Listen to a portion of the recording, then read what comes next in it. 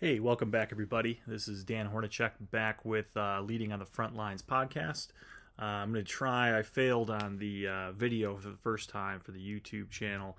I thought I recorded it, but it actually didn't record the way I wanted it to. So I wasn't able to upload it to YouTube, but I am going to be posting my episodes on YouTube as well. So if you want to follow me there, it's the same name, Leading on the Frontlines.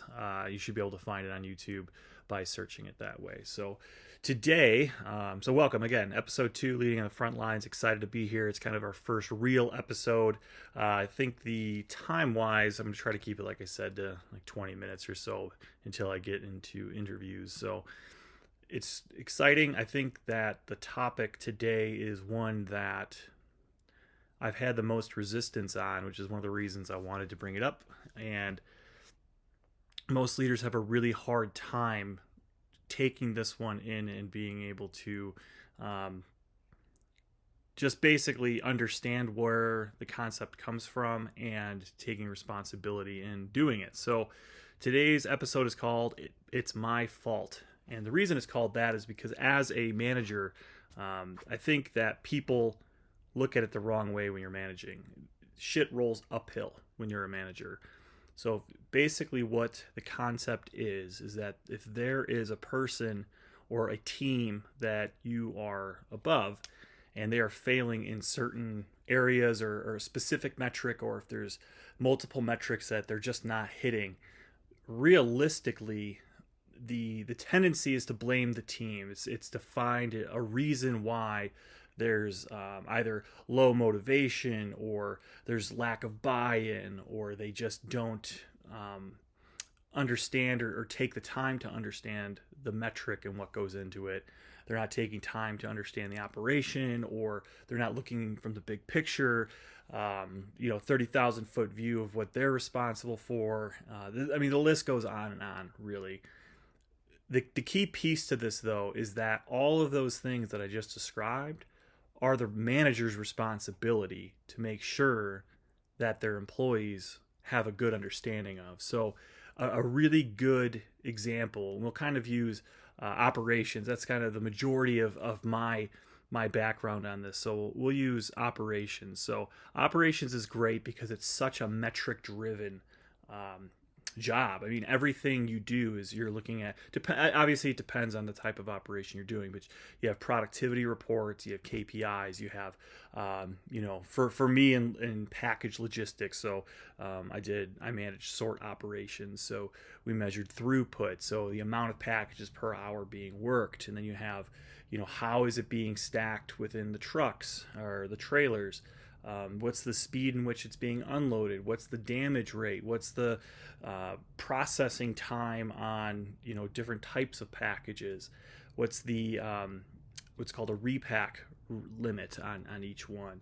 What's the scanning metric? That was obviously a big one with those bigger companies such as UPS and FedEx. They have very strict scanning goals. So all of these things were my responsibility. So obviously my managers that I managed, or even prior to having managers when I was just managing package handlers, it was obviously my responsibility to train them. Yes, we had trainers and things like that, but if I had a particular employee that was falling behind on specific metrics, realistically it's my job as the manager to figure out what's going on, what's the root cause of the problem. And when looking at that, typically speaking, the last thing managers think about is themselves failing. They look at the problem as, we're not hitting our scanning goal. Johnny in the trailer is just being lazy and not scanning. Or it could be one of many things, and this is where it kind of falls on the manager. Where is the weak link in the chain? Is it in the unload? Are they putting the package the right way to be able to scan it? Was the package handler loading it properly trained in understanding that you scan the package before you pick it up and stack it? It's simple things like that for us, people who are in the position of, we already know how to do all this stuff. But it's another to kind of put yourself back in the shoes of someone who just doesn't know. And so when you're having, realistically, a lot of these conversations are the difficult ones, right? So you're sitting there and you have to talk to either a manager that you're over, or talk to one of your employees who, these people are not hitting a metric or not hitting a goal on such a consistent basis that you need to talk to them, right? So that's a whole episode in and of itself, with criticism and things like that. But what we're talking about here is how can you have the conversation of, hey, you're not hitting this metric, but have it in a way where the employee isn't going to walk away feeling completely defeated, to where they might be motivated to do it by fear of losing their job. They might be motivated to do it because they want you as the manager to like them. I think a little bit of humility in those conversations, of being able to say, like, listen, what's going on with, we'll just use the scanning example. I think that's a good one. So, what's going on? Yeah, I've noticed your scanning is below goal. It's trending this way for a few days or a few weeks, or what have you. What do you think's going on? And hear what they have to say. And the key piece to this is listening to them, and sitting and listening to find out, is it a training issue? Is it an external issue? Is there just something going on at home where they're just not, their head isn't in it, etc. And obviously you're trying to be empathetic to what's going on, of course, but you really should be thinking about, like, okay, I'm hearing that they're going through a lot at home. Maybe I shouldn't have them in charge of scanning. I should maybe have them in charge of unloading, because it's simpler. It's not as complex. There's not things that they can miss. So to kind of bring it back to, it's my fault, is if you have these conversations with your employees where, it's a critical or a criticism-based conversation. So same example. And you're like, hey, you're not hitting your goals. You need to hit them. What is that going to offer your employee? Sitting there and saying, or listening, and then finding out that they just aren't trained accurately or properly, or the trainer failed in that. You can simply say to yourself, like, I failed my employee by not making sure they were trained correctly. And this is kind of a cool concept, because I know we've been talking about an operations perspective, but even from like an administrative perspective, if you have, and again, I'll use operations as an example, if you have an administrative person, so someone who is either checking in, delivery drivers on, did they scan all their packages? Did they process international packages correctly? Did they account for payroll correctly? If that's kind of one of the jobs that happens, did they follow the budget in ordering just office supplies? I mean, there's so many different things that could potentially be construed, and it might be their fault, and that's fine. You can still have that conversation from the perspective of, we can't have this again. But I think it kind of falls back into that servitude mentality of, you want to sit there and figure out, A, what happened, right? That's obvious. But B, what can you do as the manager in the future to, it's self-serving, right? It not happen again, right? So your goals as the manager, the ones that you're looked at, are still going to be met. But at the same time, I think that if you're having a conversation with an employee and you're capable of telling them, I didn't train you well enough, and so I'm going to take the time myself, or if you have trainers or what have you, to make sure that you have a good understanding of this. If you put yourself in their shoes of, wow, like him or her, are taking the time, they care about me succeeding. And by having that little bit of humbleness in saying that I didn't do my job to serve you the right way, it's my fault that this is happening, at least on the first conversation, right? I think that goes a long way with people. And that kind of is going to fall into our next episode on how you can serve your employees. I think that by saying that it's my fault, and I think everybody should, I think you should physically say it's my fault. Like when you're by yourself and you get that email from your boss that you're not hitting metrics, or if you're sitting there looking at your reports and whatnot. I think it's important. I think it keeps you level-headed to look at things from a different perspective.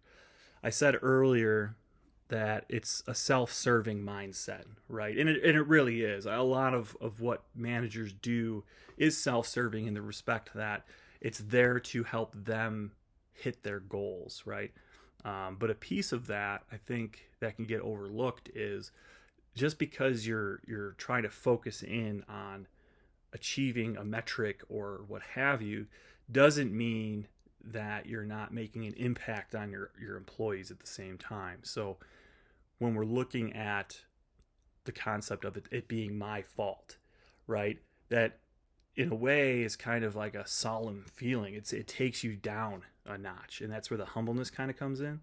And by approaching an employee that way, I think you can be more empathetic. I think that you come from a place of wanting to help, a place of servitude to your people. And ultimately, by having that humbleness, they're going to innately respect you more.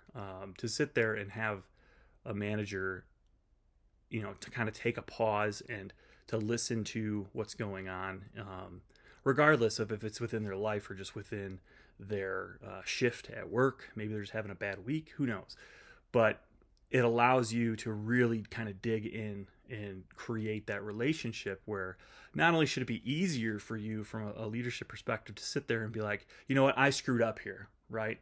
But you might learn something more from your employee. They're the ones doing the job every single day, not you, right? You're overseeing, you're observing, but they're the ones ultimately that are doing the process, right? And a lot of times we set up these processes and never actually do them, or we did them in one certain scenario, but never all the different subjective scenarios that happen that we never really either see, or we see them, but we don't see how it affects the process.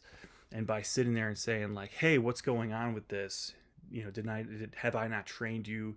Or it's my fault for not looking at this scenario a little deeper and seeing this ahead of time so you were able to succeed in like whatever it might be.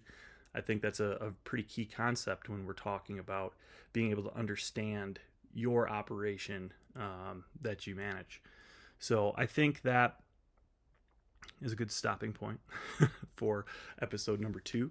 But again, I think it's very important to, when us as managers or leaders look in the mirror and we say that I'm not hitting a specific goal, I think we owe ourselves to be able to openly say that I failed, I messed up, or I lacked these employees by, not rewarding them, not congratulating them, not training them accurately, not putting in the time on the front end. So now it's hurting me now.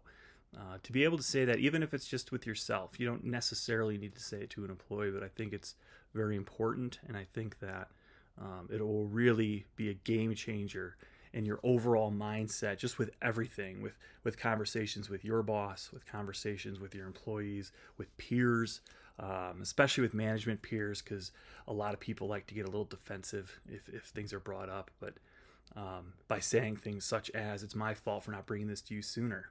Like that's a very diffusing thing to say to someone, and it could really change the tone of the conversation. So again, all you managers out there that are listening to this, it is your fault. And I think it's important to remember. And next week, I think, like I said, we're going to be talking about more servitude towards your employees. I think that that's a good transition into that, and I'm excited to talk about it. So again, this is Dan Hornacek with Leading on the Frontlines podcast, and excited to get on YouTube. Please comment. I would love to hear your guys' thoughts. If you could, shoot me a rating or review. That always helps. Get the voice out there. So again, I'm trying to, lead the way of having real conversations, and I think by admitting that it's your fault is a good starting point. So again, thanks for listening, and we'll talk to you next week.